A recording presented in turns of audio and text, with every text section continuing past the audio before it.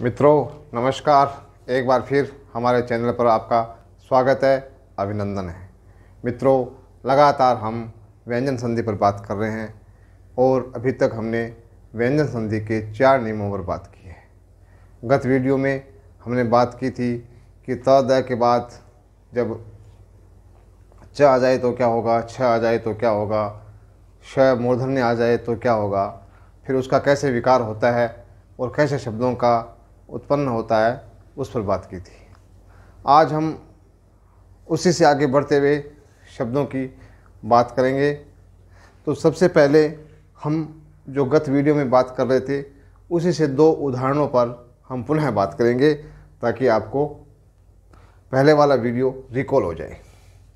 देखिए 2 शब्द है, आप श्वेत पट पर ध्यान से देखना।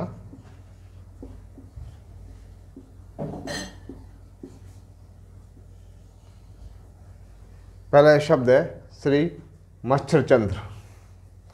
अब अचानक से देखते हैं तो मच्छर तो संस्कृत में होता ही नहीं है और हम इस तो जो संधि कर रहे हैं वो सारे संस्कृत शब्दों की कर रहे हैं। तो फिर ये क्या हो सकता है, क्योंकि संस्कृत में मच्छर तो मत्सर को कहते हैं और यहाँ ये तो मच्छर तद्भव शब्द है, फिर यहाँ कैसे आ गया। तो अब हमें यहाँ देखना पड़ेगा कि इसमें ये 2 शब्द है या 3 शब्द है या 4 शब्द है, कितने शब्द हैं। फिर हम इसके संधि विच्छेद भी कर सकेंगे और संधि का नाम भी बता सकेंगे। अब आप देखना कि संधि में हम 2 प्रकार के काम करते हैं। एक हम काम करते हैं संश्लेषण का और एक काम करते हैं विश्लेषण का।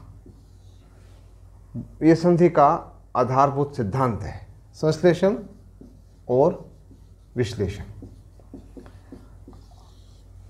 थोड़ा सा इन दोनों शब्दों को भी समझ लें। विश्लेषण कहते हैं शब्दों को या किसी विषय वस्तु को अलग अलग करके समझना, उसके टुकड़े टुकड़े करके समझना।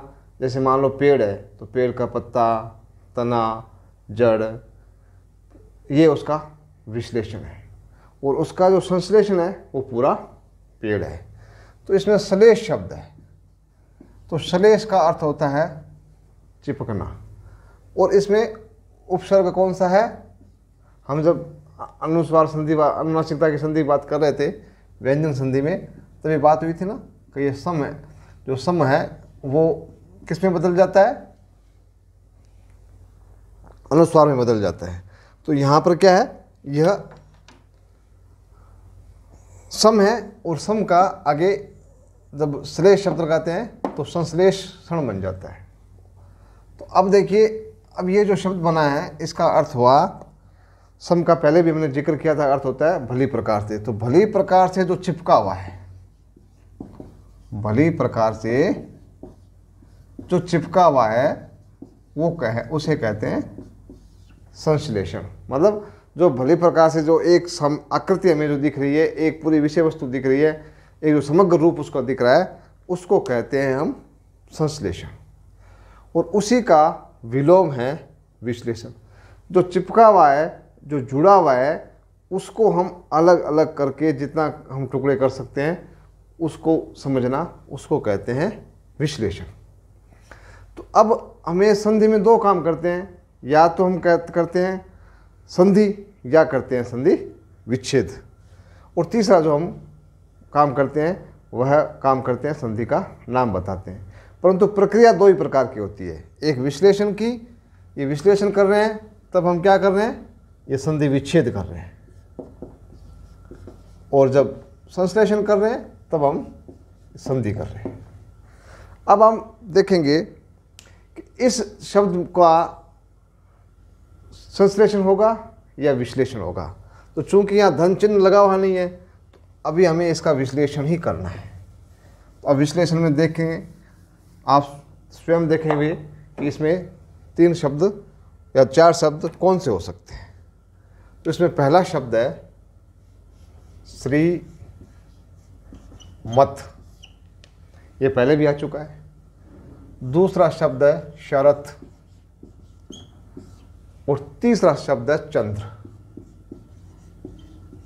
ये कई परीक्षा में आ चुका है, इसलिए मैंने यहाँ इसको अलग से लिखा है।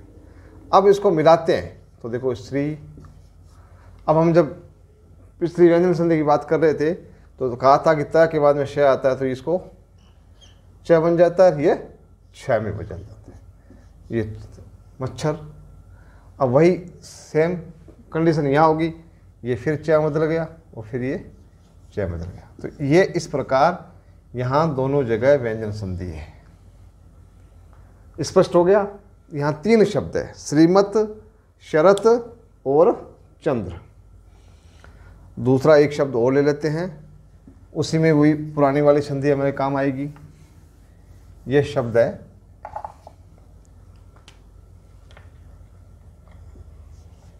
सच्चर्या। अब थोड़ा सा ये शब्द नया लगता है कि सच्चर्या, ये चर्या शब्द तो सुना हुआ है, परंतु सच लगा देते हैं तब ये थोड़ा सा अलग सा लगता है, कौन सा शब्द बन गया।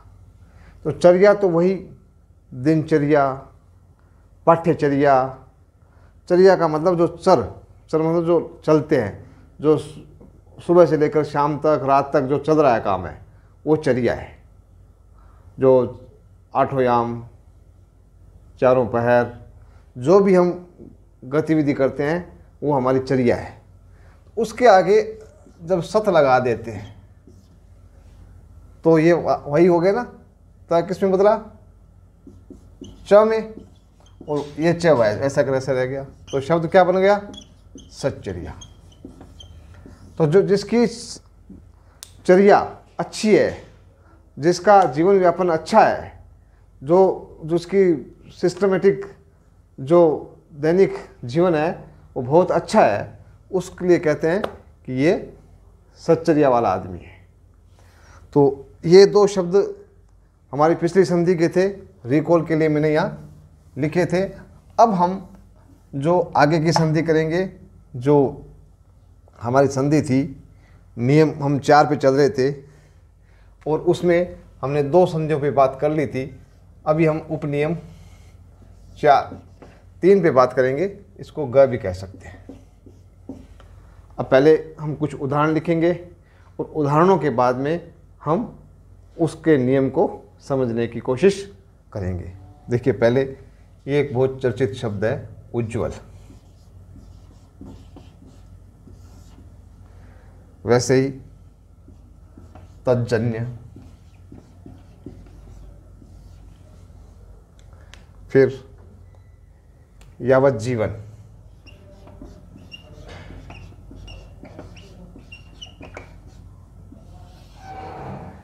एक चाहें तो और लिख सकते हैं सज्जन। अब आप इन चारों शब्दों को देखें, यहाँ, यहाँ, यहाँ और यहाँ, दोनों चारों जगह ही 2-2 ज आए। और पहले क्या आया है? उ, स, याव, तत्। तो हमने पहले भी बात कर ली थी और अब भी बात कर रहे हैं कि ये 4-5 शब्द हैं, उन्हीं से सारी संधियां हो रही है। ये उद, सत, अभी एक शब्द थोड़ा सा नया आया है यावत। जब यावत का मतलब होता है जब तक। यावत जीवे सुखम जीवे तृणम कृत्वा घृतम पीबेत भस्मीभूतस्य देहस्य पुनरागमन कुतः। जब तक जिए, यावत माने जब तक। और तत्, तो यहाँ तद है। तो ये उद, सत, तद, यावत। तो यहाँ सब जगह त, फिर द, फिर द। तो इसके बाद में जहाँ भी ज आया है उसका क्या हुआ कि पूर्व जो पद है वह ज में बदल गया। तो हम कह सकते हैं, एक इससे नियम बन रहा है कि जब त और द आएगा और उसके सामने ज आ जाए तो वह अपने त है वह ज में बदल जाएगा। तो यहाँ लिख सकते हैं त और द, इसके बाद में ज आ जाए और झ आ जाए तो इसका जो विकार है वो किस में हो जाएगा, इसमें, और सामने जो वर्ण है वह रह जाएगा, उसमें कोई तब्दीली नहीं होगी। अब झ वाले उदाहरण संस्कृत में है, हिंदी में ज़बरदस्ती इसके उदाहरण बनाए जाते हैं, बाकी हिंदी में इस प्रकार का कोई उदाहरण आम प्रचलन में नहीं है। तो इसका हम उदाहरण लिख सकते हैं, कुछ अभी उदाहरणों की बात कर ली, अब एक दो उदाहरण और लिख सकते हैं। जैसे विद्युत, हमने पहले भी विद्युत से शब्द बनाया था, इससे भी यहाँ भी बना सकते हैं। विद्युत ज्योति, इसी का तत्सम शब्द होता है, इसका पर्यायवाची शब्द है तड़ित, इसी की ज्योति। अब स्वयं इसका संश्लेषण करके बना सकते हैं शब्द, ये विद्युत, ये ज्योति, ये तड़ी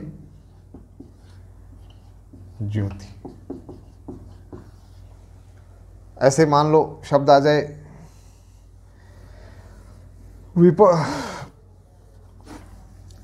शब्द आ जाए, अभी तो हमने बाकी सारे उदाहरण कर ही लिए लगभग, इसमें एक शब्द और लिख लेते हैं, उद और ये जैनी, तो यहां शब्द आ जाएगा उद उज्जैनी।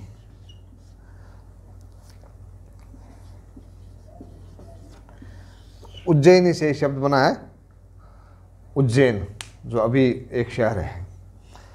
तो अब हम इस प्रकार अब देख सकते हैं कि जहाँ पर भी त और द है और उसके सामने ज आ जाए या झ आ जाए तो वह त और द ज में विकारग्रस्त हो जाता है और सामने कोई परिवर्तन नहीं होता है। ये था हमारा नियम ग। इसके अलावा अब हम बात करते हैं अगले नियम की। वही हम पहले उदाहरण लिख लेते हैं, फिर आप स्वयं इसका नियम बना लेना। ये वृहत टिक्का, तीन ही शब्द है, तक टीका और सठ टीका। अब ये देखिए तीनों शब्द, यहाँ ट और यहाँ ट। ज़्यादा तो चर्चित शब्द यही है। अब ये थोड़ा हमने बना लिया है, बाकी व्यवहार में इसका प्रयोग कम ही होता है, परीक्षा में पूछ भी लिया जाए, इसलिए मैंने यहाँ इनको लिख दिया है। अब आप यहाँ अंदाज कर सकते हो, क्योंकि हमने वृहत शब्द पहले ही पढ़ रखा है, तो वृहत यहाँ क्या हो सकता है, यहाँ तद, और यहाँ क्या हो सकता है, वही सत। क्योंकि कुछ बातें हमें पहले से पता है कि तद ही होता है और कुछ होता ही नहीं, तद हो जाएगा। सत्य होता है तो सत्य हो जाएगा, और यहाँ वृहत ही होता है, वृहद नहीं होता है, वृहत ही होता है, इसलिए वृहत हो जाएगा। तो सुंदर सा विश्लेषण है, तीन ही इसके उदाहरण मिलते हैं और हम यहाँ लिख सकते हैं, नियम खुद ही बना सकते हैं। यहाँ ये नियम घ है तो ये त है और द है, इसके सामने अगर ट आ जाए तो क्या होगा, त और द का विकार हो जाएगा। किस में हो जाएगा, उसी ट में हो जाएगा। बस इतना से याद रखना है। अगर त और द के सामने ट आ जाए तो ये विकार रूप में ट होगा। ये हमारा नियम हो गया घ। अब अगला नियम हम और देख, इसमें तीन ही उदाहरण है, इसलिए इसमें ज़्यादा कोई काम करने की आवश्यकता नहीं है। अब हम उदाहरण करते हैं ग। तो इसमें हम देखते हैं कि यहाँ आ जाए त और द और सामने आ जाए ड, तो क्या बन जाएगा, ये विकार हो जाएगा ड में। इसमें तीन चार उदाहरण हैं, वह हम लिख लेते हैं। जैसे इसमें केवल उद उपसर्ग के उदाहरण हैं। उद, जैसे पीछे सत में और बृहत के उदाहरण थे या तद के उदाहरण थे, इसमें उद के उदाहरण हैं। उद धन डयन, डयन कहते हैं उड़ने को, पक्षियों के उड़ने के लिए उस डयन शब्द का प्रयोग किया जाता है, संस्कृत का शब्द है। अब इसका विश्लेषण करेंगे, संश्लेषण करेंगे तो ये हो जाएगा उड्डयन। उसी प्रकार उद के साथ एक डिश और लगता है तो ये बन जाता है उड्डीश। उड्डीश कहते हैं भगवान शंकर को, महादेव को। ये एक नया शब्द है, हमने पहले शंकर की शंभु शंकर शब्द पढ़ा था, अब ये उड्डीश आ गया तो ये एक पर्यायवाची और हमारा तैयार हो गया। अब यहाँ उड्डयन हो गया, एक उद धन डियन भी शब्द बनता है, उड्डयन। उड्डयन और उड्डयन में अर्थ में कोई भिन्नता नहीं है। परीक्षा में आ जाए तो हम अगर उड्डयन आ जाए तो आप ऐसे, ये शब्द ऐसे बनेगा और उद धन ये डियन शब्द है।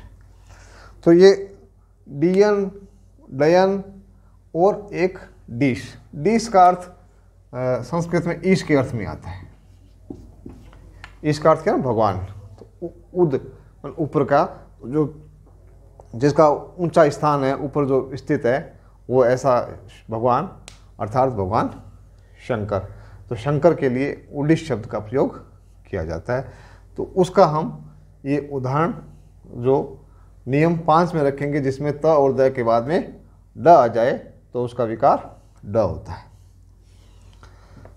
अब हम अगला और एक नियम और देख लेते हैं। वही त और द का बाद देखेंगे। त और द के बाद में मान लो ल आ जाए। ये ध्यान रखना, व्यंजन संधि कर रहे हैं तो सब जगह हलंत ही आएगा। मैं कहीं भूल जाता हूँ तो आप मान लेना कि यहाँ हलंत है। तो अब इसके लिए उदाहरण शब्द है तल्लीन। ये देख लो, ये तल्लीन शब्द वही आएंगे, उद वाले, तद वाले। ये उल्लंघन,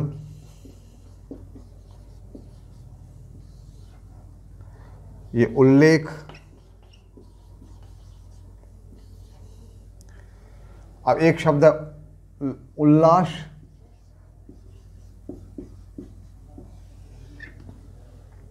एक मान शरद लगा दें यहाँ, ये शरद ऋतु शरद वाला बहुत शब्द आता है।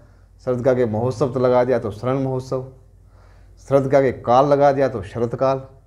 वैसे शरद के साथ लाश लगा दिया तो क्या बन जाएगा? शरण लाश। और यहाँ क्या बनेगा? उद धन लाश। तो अब देख रहे हैं कि यहाँ ल बना, यहाँ भी ल बना, यहाँ भी ल बना, यहाँ भी ल बना, यहाँ भी ल बना। तो इससे आप स्वयं नियम बना सकते हो कि त और द के बाद में ल आता है तो त और द का विकार क्या होगा? इसका विकार होगा ये ल। तो अब हमने सारे नियमों में यही देखा है कि त और द का जब बदलाव होता है तो वो सामने जो आता है वो उसी रूप में आ जाता है। थोड़ा सा जो मूर्धन्य शकार है वहाँ थोड़ा परिवर्तन होता है, और जब छ आता है तो वहाँ थोड़ा सा परिवर्तन होता है, बाकी जगह कहीं परिवर्तन नहीं होता। ये उदाहरण देख लो, एक दो उदाहरण और लिख लेते हैं।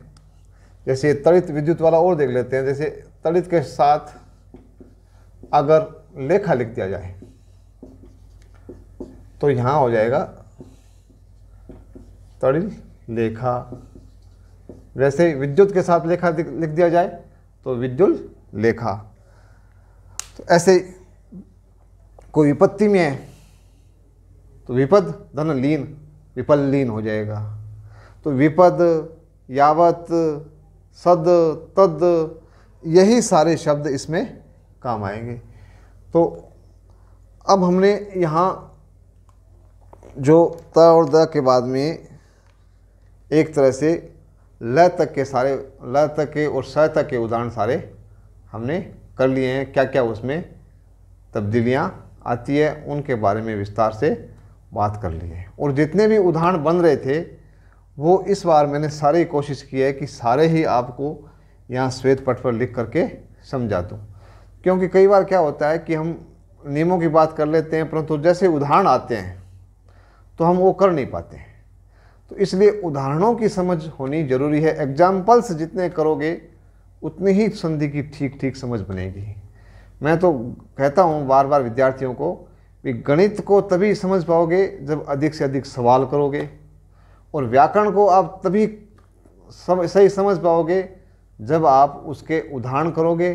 तो वाक्य तभी समझ पाओगे जब आप वाक्य स्वयं करके देखो भी इसमें गलती कहाँ है और कहाँ इसको ठीक किया जाता है।